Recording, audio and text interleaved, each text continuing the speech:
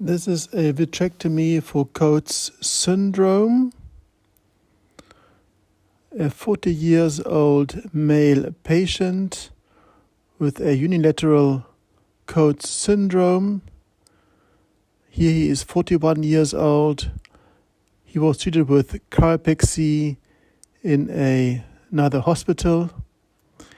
1 year later, 42 years old, 43 years old,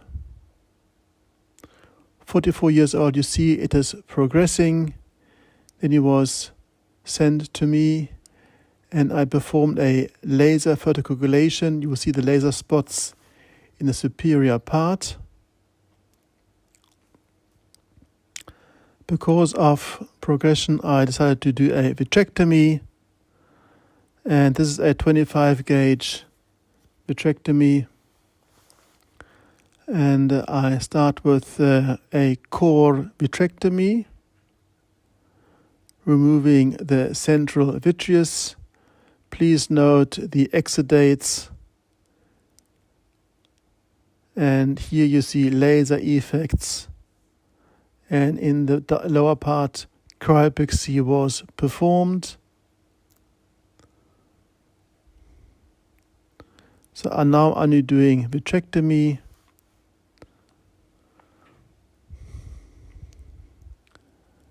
The next step is staining of the vitreous. I use trypan blue. And please note now that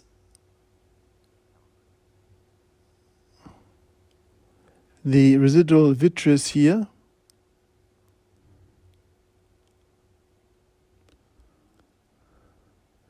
and please look now, I'm pushing the vitreous cutter towards the posterior hyaloid, and you see that there is no PVD. Now comes the very interesting surgical part. I'm using now a endodiathermy to open the posterior hyaloid, which is not completely attached. It is partially detached.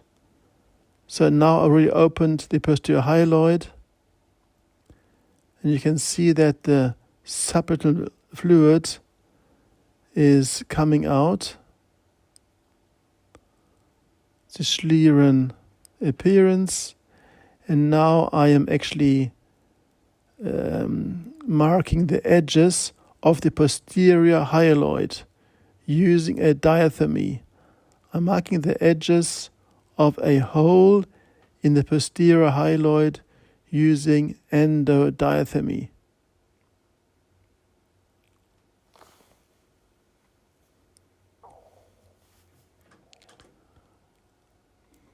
So now, of course, I will open this the posterior hyaloid,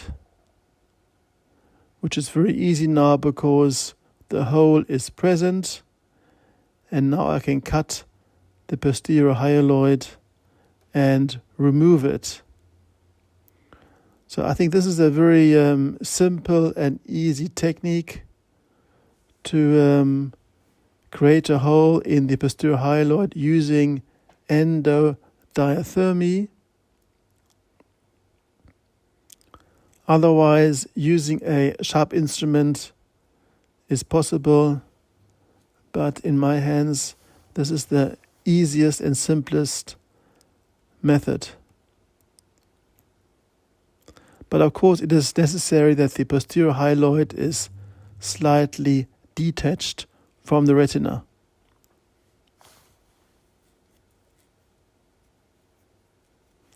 So now you can see I'm trying to I'm removing the posterior hyaloid. There is the Weiss ring. You can also see the optic disc.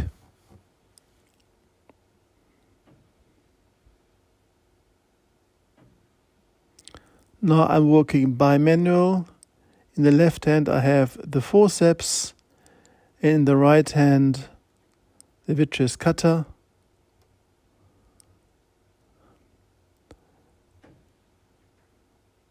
I use a chandelier light here. I think in these difficult cases, a bimanual surgery is mandatory.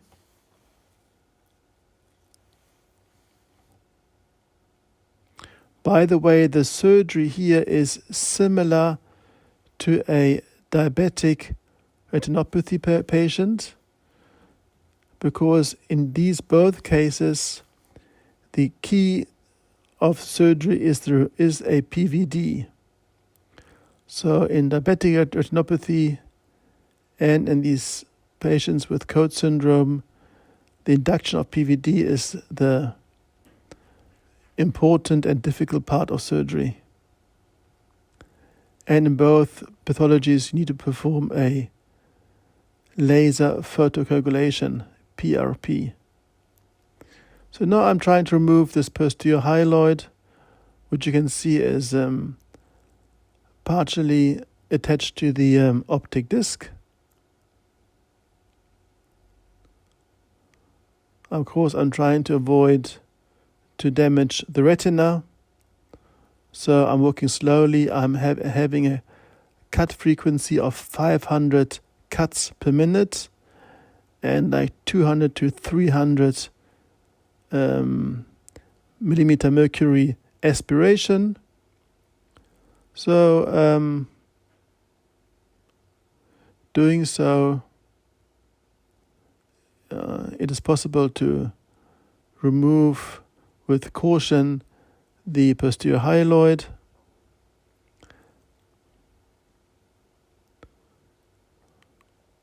So now the main traction is removed, and I'll remove further the posterior hyaloid.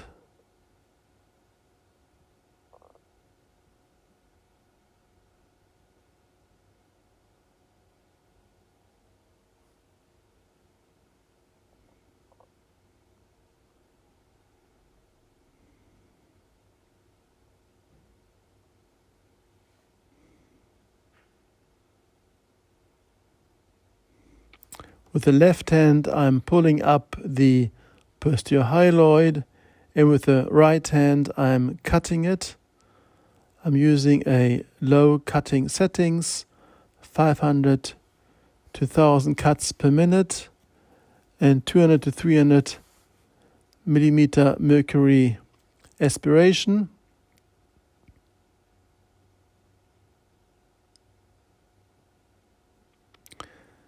If I would need to make a remove subretinal fluid, I would actually do this externally through the sclera. I would not make a retinotomy in these cases. So external removal of the subretinal fluid, I think, is advised in these patients. You also see the cataract here, which I will remove 2 months later. There was quite a significant subcapsular cataract. Again, I'm staining the posterior hyaloid with trypan blue. I usually use membrane dual from Dork, which contains 2 dyes. This is my favorite dye. Here you see the periphery of this pathology.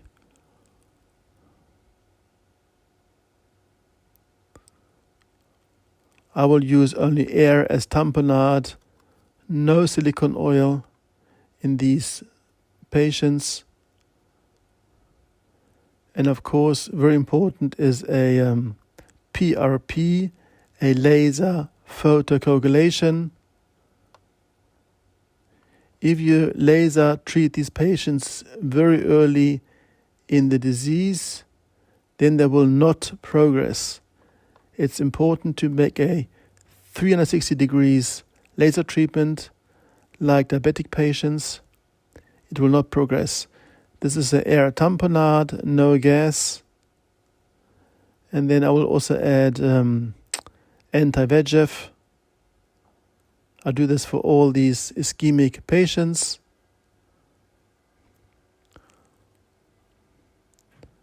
I'll place one suture on this bubbling sclerotomy,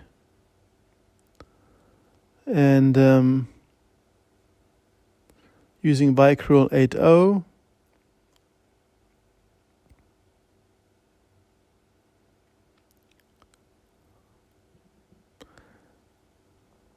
This is the final touch. Now you'll see a photograph 3 months later after vitrectomy, and thank you very much.